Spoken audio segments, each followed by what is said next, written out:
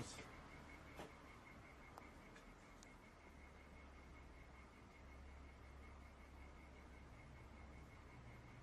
Did you see all the different colours? Yeah. What the hell is it? It's not a plane. It's pretty high up in the sky as well.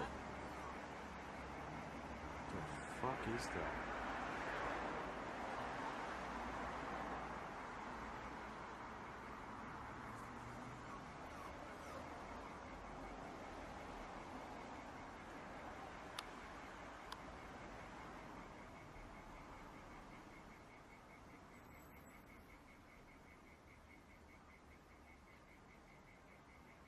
What is it doing?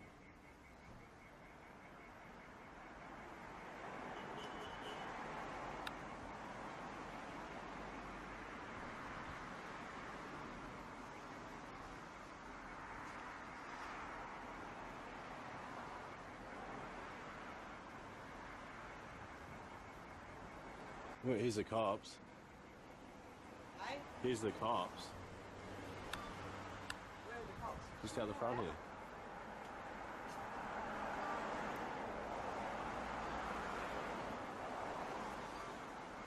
Go out front? Yeah. Go talk to him. But they said it's too erratic. What'd they say? What'd the police say? They're going to call it in. They're going to call it in. What, like get on air traffic control or whatever? Yeah. Holy shit. Well, a plane just went past it. Okay. What? So what happened? What? It was like a giant white light and it went whoosh, What? It just went straight across the sky? and it just disappeared. We're about to be fucking taken over. The fuck? It just turned its lights off. Yeah. It went over there. Heaps of people on the street having a look up in the sky.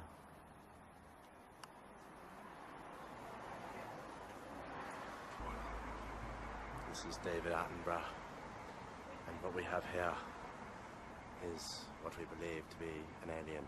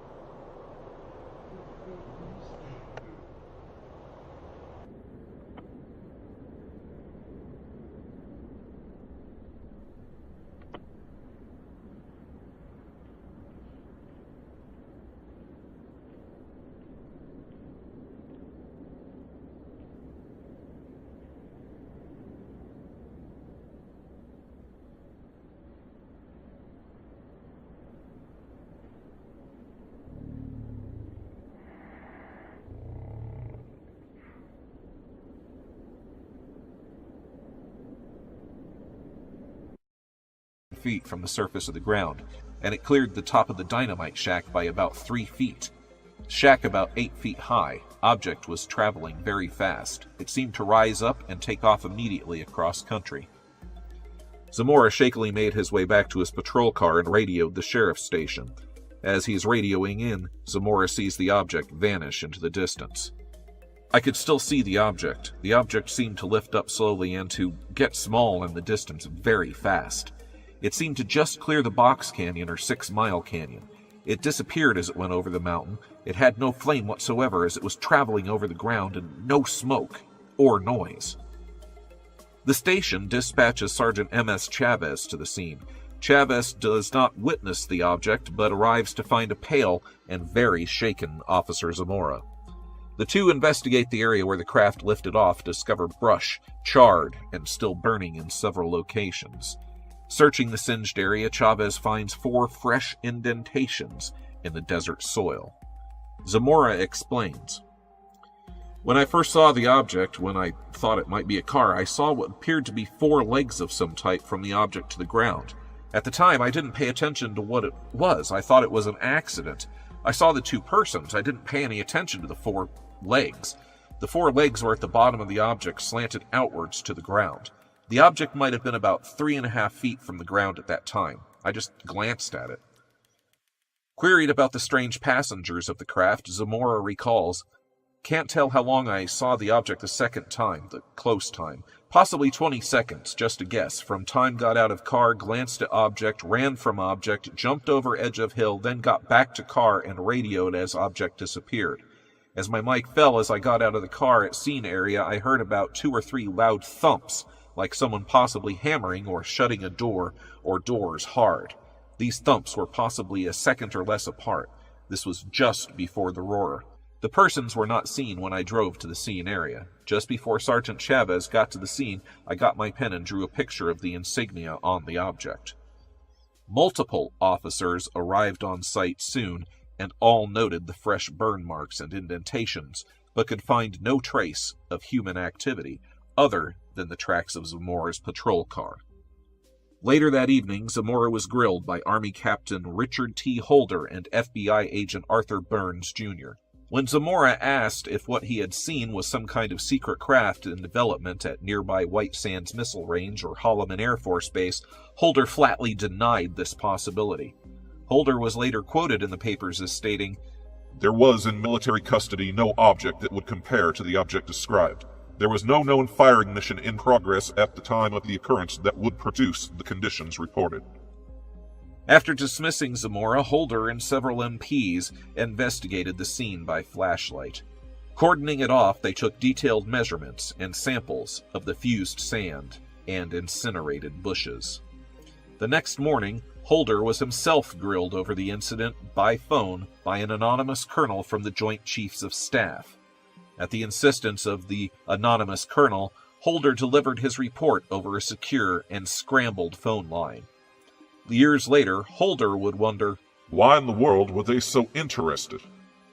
An excellent question, indeed. In hours, the story had spread to the news outlets. In days, reporters from UPI and AP arrived in Socorro along with members of civilian UFO investigation groups NICAP and APRO. Arriving with the Project Blue Book investigation team, astronomer J. Allen Hynek investigated the site, evidence, and interviewed the witnesses.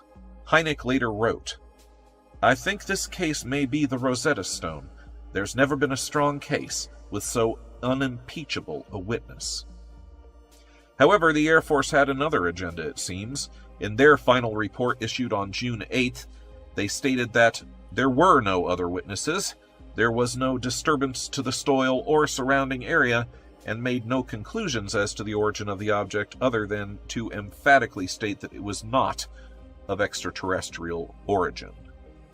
They did state, however, that the Air Force is continuing its investigation and the case is still open.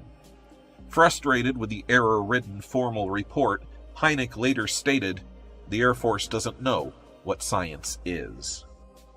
The official Air Force line was something quite different from reality, however, as a secret report on the incident prepared for the CIA by Major Hector Quintela, director of Project Blue Book, shows. It stated, "There is no doubt that Lonnie Zamora saw an object which left quite an impression on him. There is also no question about Zamora's reliability. He is a serious police officer, a pillar of his church, and a man well versed in recognizing airborne vehicles in his area. He